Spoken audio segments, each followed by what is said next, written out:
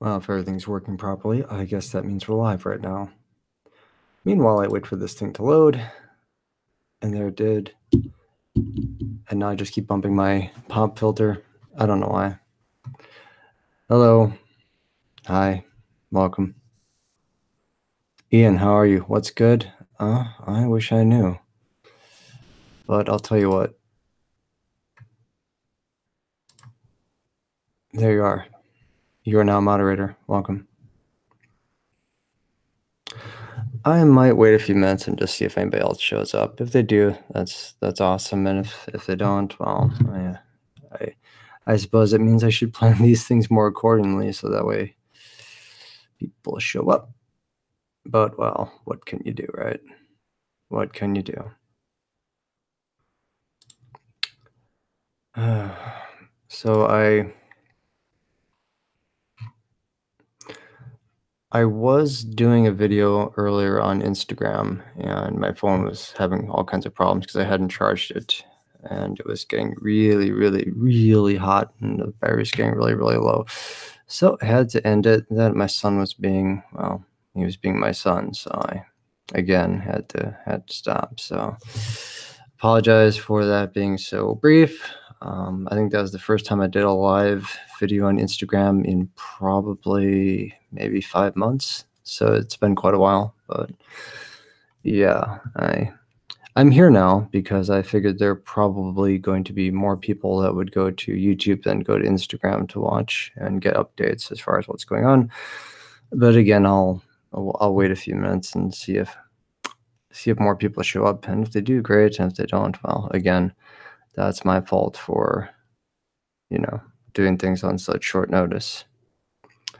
But yeah, if you're in the chat, I'm wearing my glasses, so feel free to say hi, and I'll try to, if anyone has a question for me, I'll try to answer it. Although this really isn't a Q&A kind of live stream per se, but well, it could turn into whatever. This is going to be probably, I don't know, maybe I'll do this for like 20 minutes, 30 minutes, I don't know. I'll see what happens. Nikki, hello, welcome. You hope I'm a lot better soon. Yeah, I wish I would be. I keep waiting for that, but well, things are not going so hot. But yes, you're now a moderator. So enjoy the power of the wrench. And I have no idea what that lets you do. Does that let you put people in timeout and stuff like that? I think so. Maybe. I don't know. I've never done that myself. I've never timed out anybody. At least I don't think I have. I think I'm a moderator on maybe 3 channels. Maybe. So, as far as basically, I guess to fill you guys in on what's going on right now, as far as an update, since I haven't put any videos out, and the last live stream video I didn't bother saving, and I won't bother saving this one either. As far as what's going on, am I getting better? I guess yes and no. I wish I could say absolutely, definitely yes. It's kind of come down to this. I've been to the emergency room in the since May. I've been to the emergency room probably a half dozen times, and they keep saying, well, we looked at this, we looked at that, and the stuff all looks quote unquote normal. Phantom, hello. It's good to see you again, my friend. Whatever normal is, it's all within the normal ranges, the averages that they go by. And I said, okay, that's fine.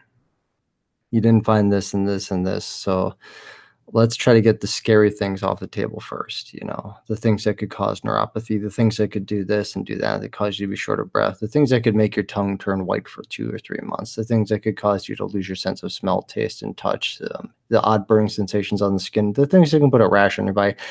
Let's look at the things that could cause that, the scary ones first, and let's take those things off the table. I've gone to my... Oh, no, that's right, Ian. The doctors don't know anything. That goes without saying. I've gone to my personal physician multiple times, and he said he's not going to run any more tests for me, no matter what I ask for. And this last time I was in the emergency room, I went in there because I couldn't take the headache anymore and the stomach pain and the jaw pain. My doctor did admit that there's some swelling in my jaw, and he said, well, it's not it's not as bad as it could be, in his own words. And I said, okay, it's not as bad as it could be. Well, do I wait until it gets worse? I mean, is that like when you start having a cold and the cold becomes the flu, and then the flu becomes you're hospitalized? Do you wait until you're in a coma and then say, okay, well, maybe now I should do something about it? No. So one of my labs came back somewhat abnormal, and so I called my physician and I said, well, would you be willing to test for this just to be certain? And in his own words, he said, uh, I'm not ordering any more labs for you. The only thing I'll order for you are anxiety meds. And I said, I'm not anxious. Maybe a little bit impatient with you, but I'm certainly not driven by anxiety. He said, all my symptoms are psychosomatic. And I said, I really don't think so. Yes, Ian, with what you're saying about corpse husband, I agree that he's in the same boat. Now, he's got a problem where he has a similar thing with I think what his is happening is neuropathy as well, where he has it where he has a hard time sitting and standing and stuff like that, problems with his balance and whatnot. The problem with neurological disorders is that it's really hard to pinpoint where they're coming from. And you can have it, and I've been to a neurologist as well, you can have it where you lose your sense of balance, you get the tingling and the pins and needles and stuff like that. And they'll basically run electric current through your nerves to check nerve conductivity or whatever it is. And the nerve function will be fine, and certainly it is. But you can have it where your nerves will at strange points start to misfire. And there's a strange amount of information firing through them that doesn't make sense to your brain, and your brain doesn't know what to do with the information. It's the same thing with trigeminal neuralgia, where you get facial pain, but they can't really pinpoint and measure what it is. It's just the person experiences it, they feel it, and the doctors know that the nerves are working just fine because they see the nerve response, but they don't know why it's happening, and it's a very hard thing to diagnose. And you can read online about people that have gone through it for years and years, where they get all these tests and the doctors tell them the same thing. Oh, it's all normal. It's normal. So the spec, it's normal. Okay, whatever. And that's kind of where I'm at. And then the doctor is like, well, are you depressed? I said, yeah, I'm depressed. I'm extremely depressed because I'm in pain. I have all these weird things happening, and you're not listening to what I'm saying. I tell you my symptoms. You won't even examine me. You refuse to run tests. Yeah, I'm a little bit depressed. Maybe, just maybe. Do I have a medical degree? No, I don't. I like to read a lot. It's strange that when I sit down with these different like physicians and stuff like that, and I explain things even to the doctors in the ER, and I explain things, and they always say the same thing. They're like, wow, you seem to be very educated on that topic. I said, yeah, I read. Do you? And it's to me, it's a scary thing when I have to correct the doctors when they misspeak. When they talk about like, well, this test, this and this, and I'll say, well, that test actually is outdated, and so is your information by about 7 years. And I'll explain why these new tests are run the way that they're run and what they look for and things like that. Like when I had to explain to one of the ER doctors, who was actually a fairly new doctor, had only been in practice for about 7 years, and I tried to explain how the antibodies clear the antigen from the blood unless you're one of those people that doesn't have an antibody response, which means that the antigen is always present because the antibodies don't clear it from the blood because you don't create the antibody response. And the person was like, and they're like, wow, you seem to know a lot about that. I was like, yeah, but I don't have the degree. You do. That's what's scary about it. So as far as scary stuff, it's hard for me to even enjoy scary stories anymore because what's going on for me is absolutely terrifying. And they just keep running me in circles. And now they won't even order more tests. I'm like, I'm not asking you to send me narcotics or things like that. I don't even want your painkillers. I want you to run a lab to check the function of this and this and this. And if that rules that out, great. Take that scary thing off the table for me, so that way I can at least figure it out. Basically, my physician is saying, oh, it's all psychosomatic. I was like, yes. As we all know, one of the psychosomatic illnesses, people will get, all together, they will get neuropathy and burning sensations and headaches that last for weeks on end that don't respond to any sort of medication you take, Tylenol, ibuprofen, which is stuff I never take unless I absolutely have to. It doesn't respond to that. They'll make you lose your sense of smell, taste, and touch. They'll make your eyes go completely dry to where you start losing your vision. They'll make you break out in weird rashes that don't go away. They'll make your toenails fall off. They'll make your fingernails start becoming all lined and discolored, and they'll make like your teeth look like they're having signs of malabsorption. And same thing with your skin. They'll make your skin change color. They'll make your arms get like brown spots appearing all over them, even though your arms haven't been exposed to the sun because you wear long sleeves. Oh, sure, they'll do all that stuff. And it's like, yeah, it's all in my imagination. That's all my mind created all that. Of course it did, because they're like, well, the mind is very powerful. I'm like, yes, I agree. But then they forced me to see a therapist, by the way. And my therapist said, there is no way all of your symptoms are psychosomatic. Tried to explain to them about the stomach pain, and then when I finally, show them that one of those labs is out of spec, and they're like, "Well, that could be one of those things." I'm like, "Yes, all this other stuff could also be one of those things, of course. Why not?" I said, "Listen, I'll explain to something to you guys. I can afford to be wrong, and I want to be wrong. Prove me wrong. I just can't afford to be right about what's happening." Shannon says, "I have a friend with a tumor in her hip that continues to grow and cause pain, but for some reason, keep telling her it's nothing." And that's just it. That's what I'm saying. Shannon, you are now moderator, by the way. Have I tried the blunt statement of test me and help me because I don't want to die? My last statement was, I want you to take the scary things off the table. I want you to listen to me. I want you to look at everything I've got, and I want you to do a process of elimination. Run whatever test is necessary that is within reason, where it's not going to expose me to more radiation and more scans or whatever. Take these things off the table for me. Help me, because that's why I'm here. I'm not asking you to fill out prescriptions and stuff like that. I don't want prescriptions. I'm not seeking pain medications. I want help. I'm not the person to run to the ER. I said to my physician, I've been seeing you for ages, man. Have you ever known me to be the person to run into your office because I have the sniffles? I work through everything I have, bad sinus colds, the flu, whatever. Reaper's Horror, hello, my friend. Welcome. Meow, hello, welcome. And it's always the same thing. I showed him the rashes all over my back and my chest. He's like, it's normal. And I said, it's not normal for me. I showed him my fingernails. Like, oh, that looks perfectly normal. I said, it's not normal for me. I showed him my feet, which have completely spider veined. I said, that is telling me that there is a problem with my circulation. You won't test me for vasculitis. He's like, well, it looks normal. I said, it's not normal for me. Yeah, exactly, Shannon. I know what's happening in my body. I know that something feels off. I'm just asking them to run very simple tests. Like, well, your CBC panel looks normal. I'm like, yeah, but CBC is a limited test. It's a very generalized test. So I was like, I'm showing signs of malabsorption. My physician's like, you don't have malabsorption. I said, what test did you run that showed you everything? Well, your CBC looks normal. I said, that doesn't test everything. That is a broad test that looks for specific things. It's like, well, your liver function looks normal on this test. I said, yeah, on that test, it's within ranges. I said, but that is not a direct test of the liver. It is a very broad test that looks at lots of different things, like your electrolytes and things like that. It does not show if you're like B12 deficient. That's a separate test.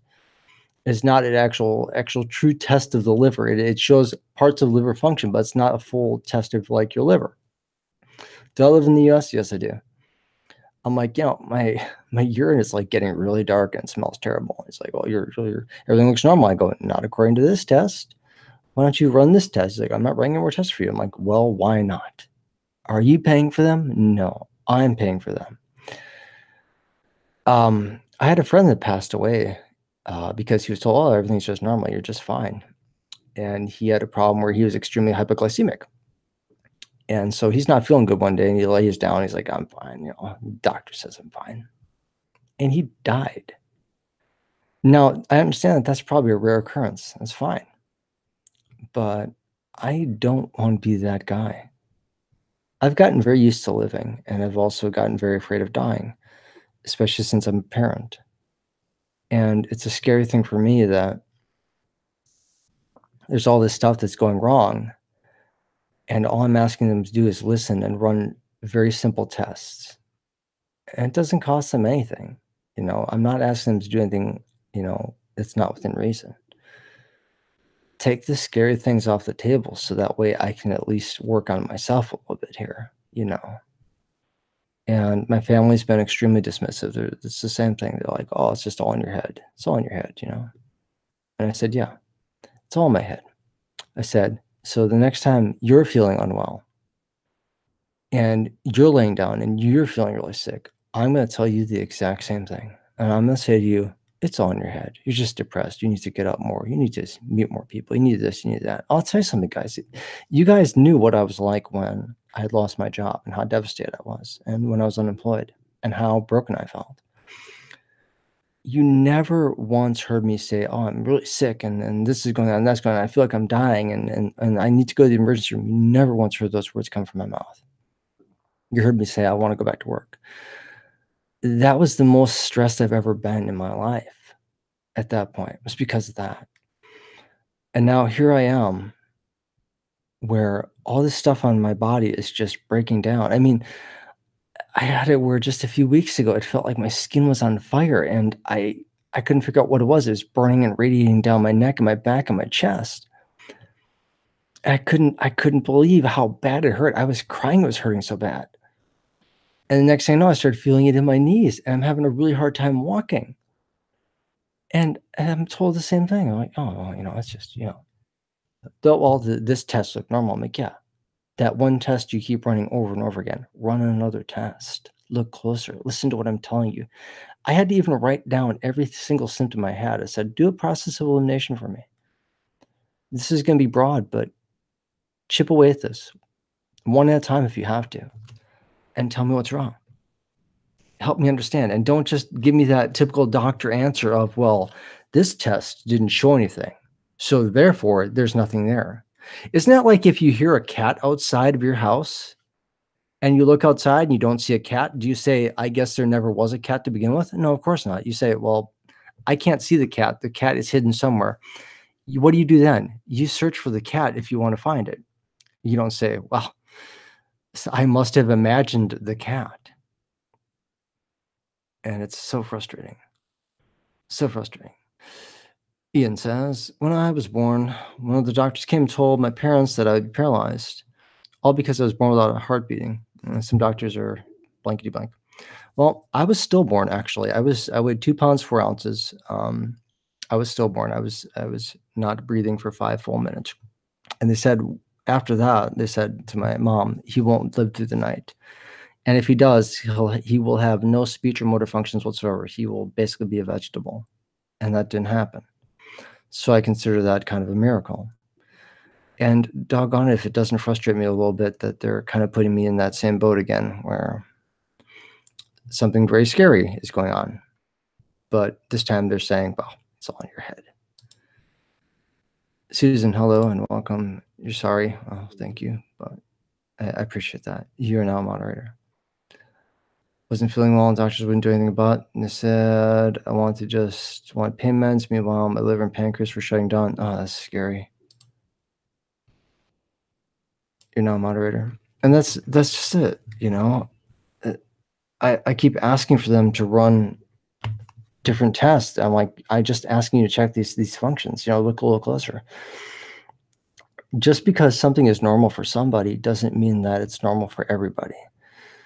Like when they checked my thyroid, they're like, "Well, your thyroid looks normal." I'm like, "Yeah, well, explain the sudden weight loss. Explain the fact that I've had night sweats for 3 months. 3 months, not 3 days, not 3 weeks, 3 months, going on 4 months now." When I was in the ER, and I was explaining, and this was just a few days ago, I was explaining to the nurse there. She was like, "Well, how long have you had the headache for?" I was like, 4 weeks. She's like, "Oh, for a week?" I go, "No, no, 4 weeks." She looks at me, she goes, "4 weeks?" I said, "Yeah." "Have you talked to your physician?" I said, "Yeah, he told me. It's all in my head, no pun intended. I just need to get up more. It's depression. It must be." What bothers me so much about this is that I'm now 3 months into this getting way worse, and it's probably something that started out very simple and should be very obvious. But instead of looking where I'm trying to get them to look, they would rather make a sweeping statement that it's nothing. That's how people get worse, and that's how people die. And I'm not saying that I'm dying, but I am saying that I am physically getting worse. My bones don't even feel right when I walk or when I move or when I lay down. I fell asleep on the couch for about 15 minutes a few hours ago. And when I got up, I once again could not feel my left side. But I guess it just must be because I'm getting older. They'll tell you it's just, your leg just fell asleep. Of course it did. And of course, it normally takes 20 to 30 minutes to wake your leg up. Right, right. Ashley, hello, welcome. Give me just a second. You're now a moderator. Enjoy the powers that come with it. Welcome to the Fear Caller channel where everyone is a moderator. Did I get tested for Lyme disease? I couldn't because my physician refuses to test me any further.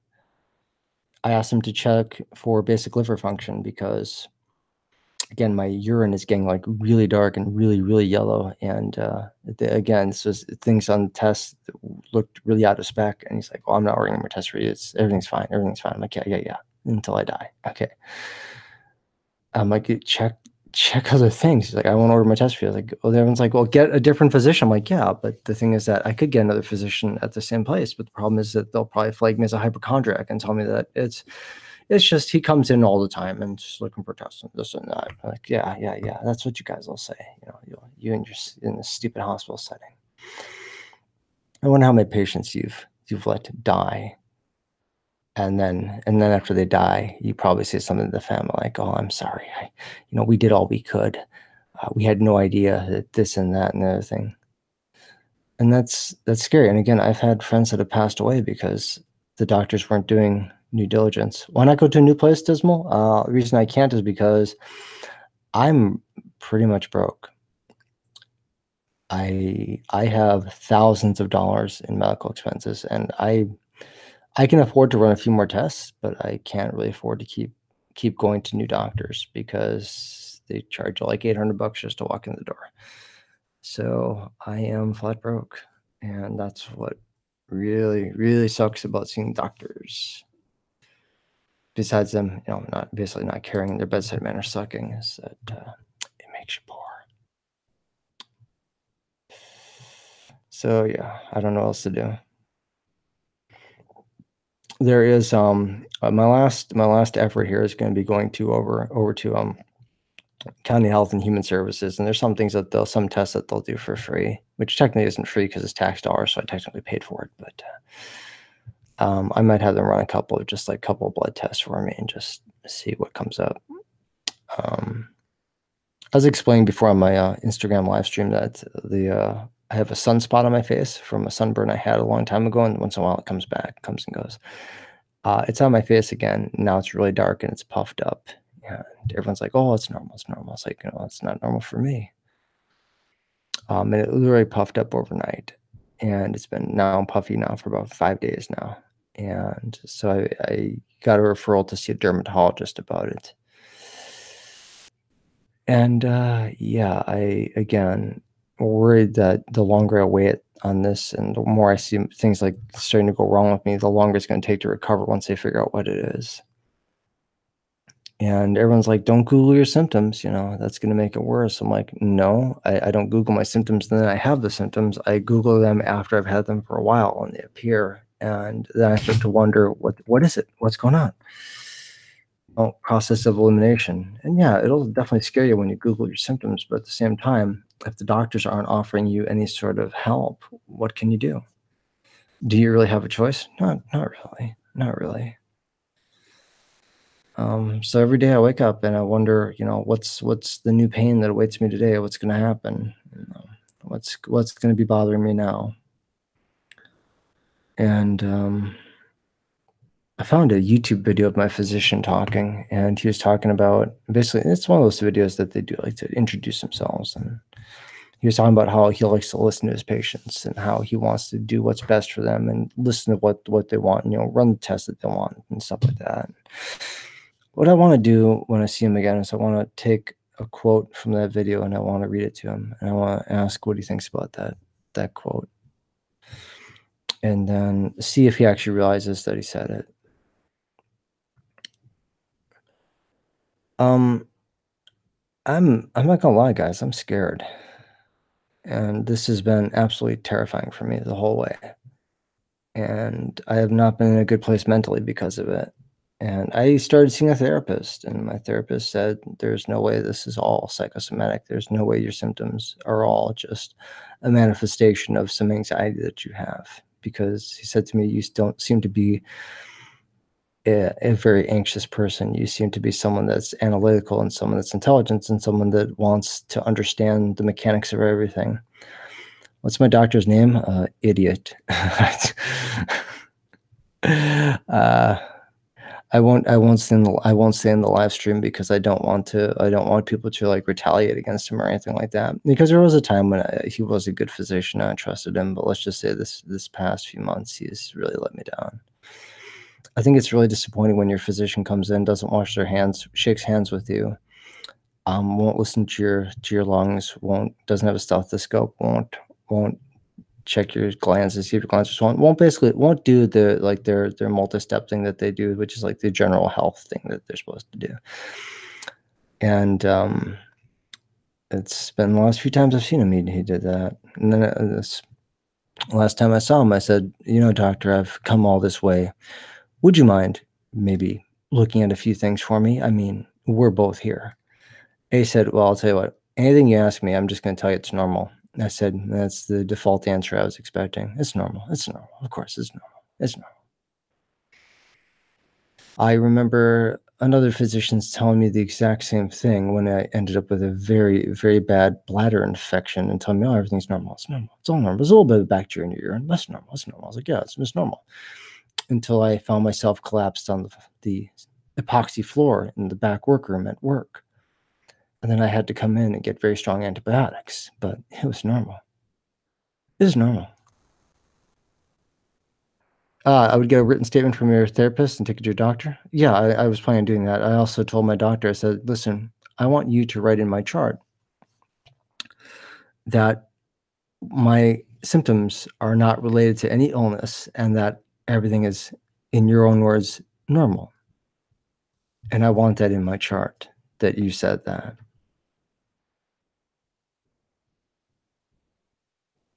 Susan says, "I have chronic pain. I don't look sick, so I have little to no support from my family or friends. You know what I feel." Yeah, I appreciate that. Exactly. That's just it. They've all kind of written me off and said that I would read you the text that my twin brother sent me, but it's full of profanities. And he told me that basically I'm crazy and that I need help, professional help. And there's nothing wrong with me. Everything's fine. Everything's fine. I wonder how many people end up with, like, horrible illnesses. I mean, I feel bad for those people that have, like, rheumatoid arthritis, people with fibromyalgia, people that have, like, lupus and things like that. Because 'Cause I've been reading about people that have had it where lupus diagnosis took them, like, it took them, like, 3 years to get diagnosed, and, uh this last time I saw a doctor in the ER, and talked about lupus. She says, "Oh, you don't have lupus." I said, "How do you know?" She said, "Well, your CBC panel." I go, "My CBC panel is one criteria." So there's 11 criteria to be diagnosed with lupus. And I said, "And you're not a rheumatologist, which means you can't even make that diagnosis. You can speculate all you want by looking at my charts, but there's 11 criteria." I said, "How about the fact that when I go out in the sun for less than a minute, my face has this red butterfly rash that's on my cheeks and nose?" I said, "I'm not prone to just getting a sunburn after 1 minute of sun exposure, but that's one of the criteria." I said, "I'm not saying I have lupus, but you're saying I don't." And I said, "What are you basing that on?" I said, "You're not me."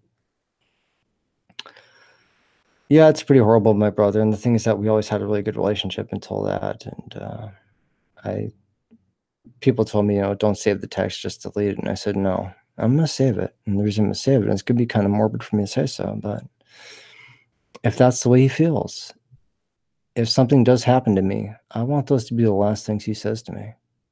It's gonna sound morbid and gonna sound like an awful thing, but I want him to think about that statement. I really want him to reflect on that. And then I would really like him right now to think about the fact that I've done things for him and I've gone out on a limb for him in times where we have right now where the reverse is happening, and he wouldn't afford me the same courtesy, and that's disappointing. Not to air my family's dirty laundry there, but I mean, since there is some anonymity here, it is what it is. Exactly, yeah, yeah, you suffer from panic attacks, anxiety, and people tell you to just get over it, and the thing is that you can't, and when I ended up in the ER the first time, I literally could not breathe, and I was like, "You had a panic attack." I'm like, "A panic attack from what?" I worked night security. That wasn't stressful for me. Maybe it was a little boring, but it wasn't stressful. I wasn't stressed out at all. There's no reason for me to have a panic attack. Like, "Well, your chest X-ray looks normal." I'm like, "Yeah, right now." What if you X-ray me again in, say, 60 days, which they wouldn't do? So, well, they're all basing it, they're like, "Well, your last X-ray looked normal." I was like, "Yeah, but things can progress."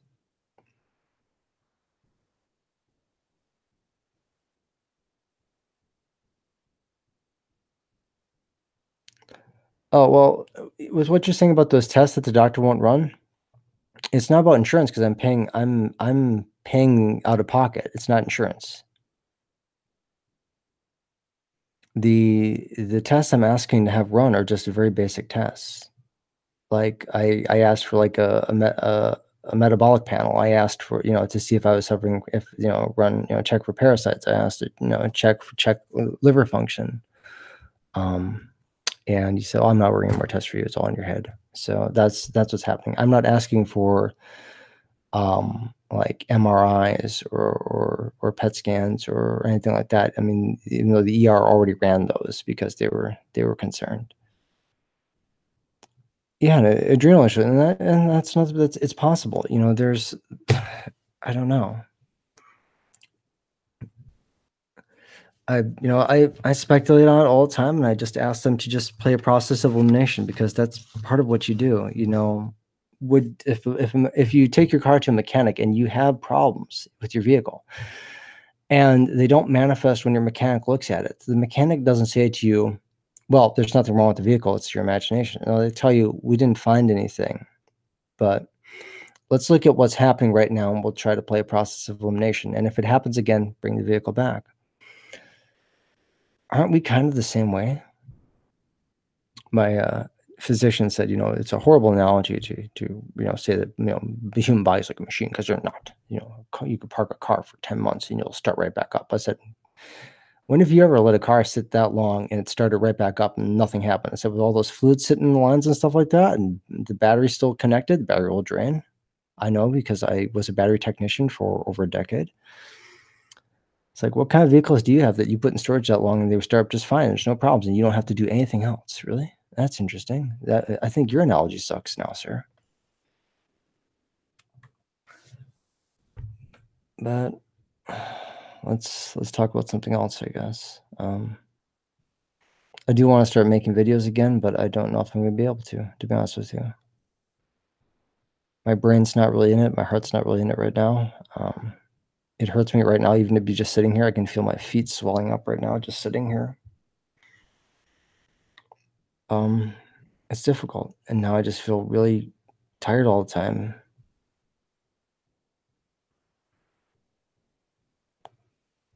You have degenerative bone disease? Oh, jeez. That's terrible. Am I a sports guy? A black belt in taekwondo, but I don't do that as often as I used to. I didn't do anything, like, really hard though to, like, hurt my body or hurt my neck or anything like that. I never got those kinds of injuries because I always played it very safe and was very, very cautious. But I I wanna blame it on all kinds of different things, but at the same time, there's so much stuff that's happening that just to me doesn't make sense in the way that I know my body is it you know, would become. Oh, disc surgery. Ugh, geez, not good. Oh, you mean TV-wise, NFL, NBA, MLB? Not really. Do I watch sports? Not really. But you look okay. Yeah, and that's the thing, and that's something that really bothered me is that when I was, a few times in the ER, like, "Well, but you look healthy." I was like, "Yeah, I look healthy. I don't feel very healthy right now." isn't that like using the sweeping statement like, well, if you look at somebody, you can tell if they're dying? Well, in some cases, sure. In some cases, no. You know, can you look at somebody and tell if they have a heart condition? Maybe yes, maybe no. Can you look at somebody and tell if they have like an incurable disease? And maybe yes, maybe no. Just, just doesn't mean, doesn't mean that, that just because someone looks healthy doesn't mean that they are healthy. Oh, I'm trying to change the subject. Okay, well, let's talk about something fun. I don't know. I'm trying to just think about fun things right now and happy things and have happy thoughts like all those awesome collabs. I'm really looking forward to the I think it was the one I'm doing with Video 22 and a whole bunch of others like Goodnight Goosebumps. I think Mr. Black Pasta's involved in there. Swamp Dweller. I think it was it Project Mir? I think it's the one in the space station. That's really I don't have a huge part in it, mind you. I think I'm only maybe like the first like 2 parts of it, but I'm really looking forward to it. And I hope he releases that soon. We all sent our audio in a few months ago, but it's such a long story that I think that it's taking him a really long time to edit it. So I think that that's what's going on. Plus, Vidith he's always trying to do too much stuff at one time, and I think that he gets sidetracked because it's just between work and all this side stuff he does, and then the YouTube stuff. I think he gets a little overwhelmed. I mean, I do too, but I don't make as much content as him, and my content isn't nearly as good. Bring back Friday night live streams. I think we would be one person short, and that's why I would have to say no. I'd like to, Dismal, I would, but without, being one person short like that, I would have to say no. And I guess beyond that, I've been spending as much time as I can, with my kid and going out and just trying to enjoy life and just having fun and trying to take my mind off things. And at this age, also known as Sam, that guy that cracks open soft drinks. Hello, welcome.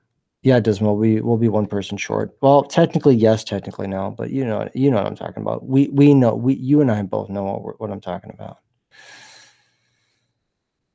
Yeah. I'm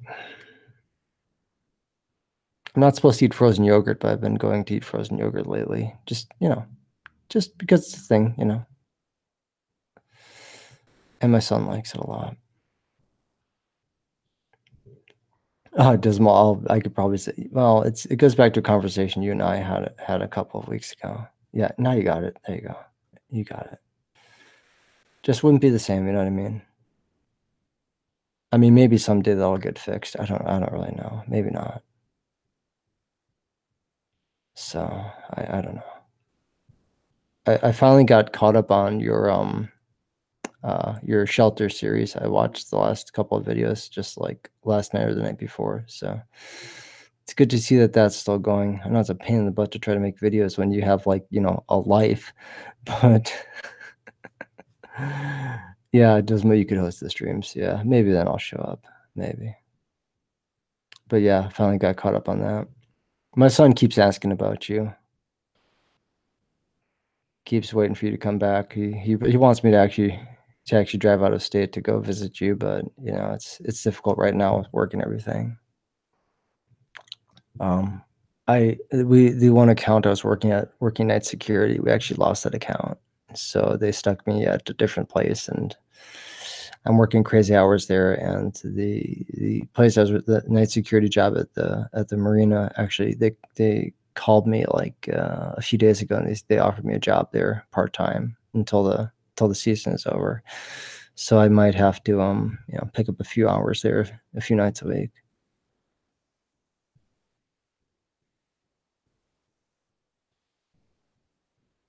Bro, tell me why. I just got a message from one of my friends saying they heard gunshots outside.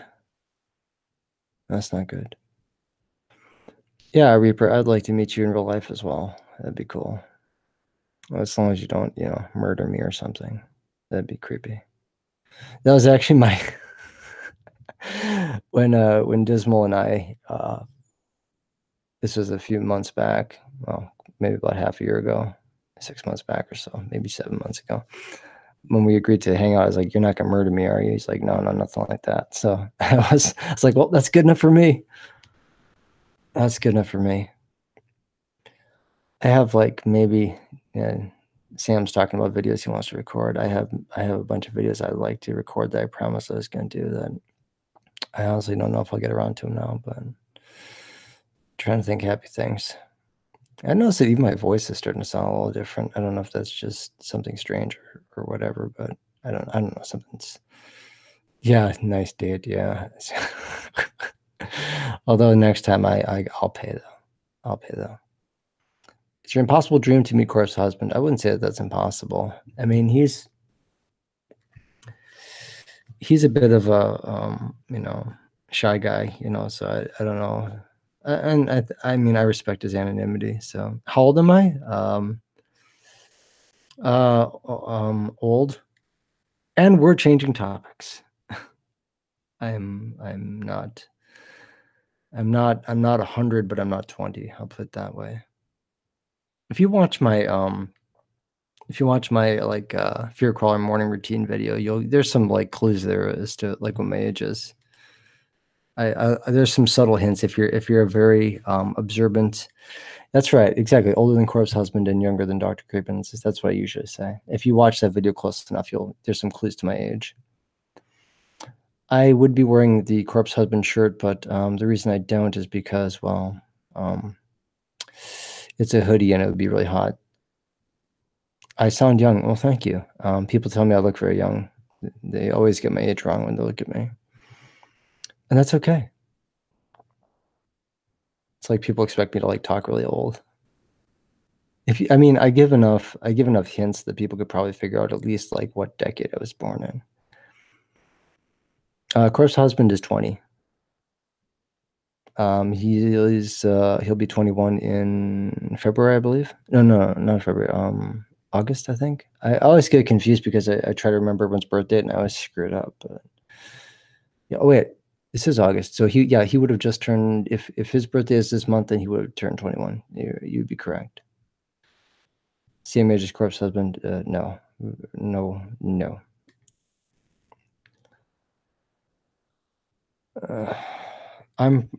Since it's after 11 o'clock at night and I do have to work, I'm probably just gonna call this a stream. And I want to say thank you guys for coming. Thank you for hitting the thumbs up, even though again I won't be keeping this video up. But yes, I'm actually 72 exactly. Yeah. Reaper does know my age. Reaper knows a lot about me actually, but that's because we're friends. If someone becomes a really good friend of mine, I'll open up to him somewhat. And,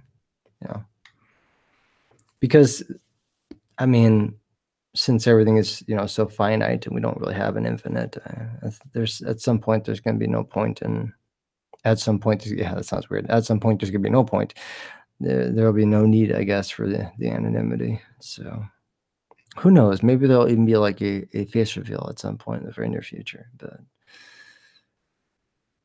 thank you, Shannon. I would really like to get some answers soon as well. But everything is a wait and see kind of thing, and the longer I wait, the more unhappy I become because it just raises more questions, and another symptom pops up and I wonder, is this anxiety? Is it stress? What's causing it? Am I crazy? Well, maybe a little bit, but I don't think that that's really the root cause. I think it's something else going on that might be scary or it might be very simple. And if it's simple, well, doggone it, let's nip this in the bud and get rid of it. Take it off the table and fix it. Well, guys, until next time, I guess take care, be safe, stay scared. I'm glad you all showed up. I really appreciate it. I'm glad people are still watching the channel. So thank you very much. Be safe.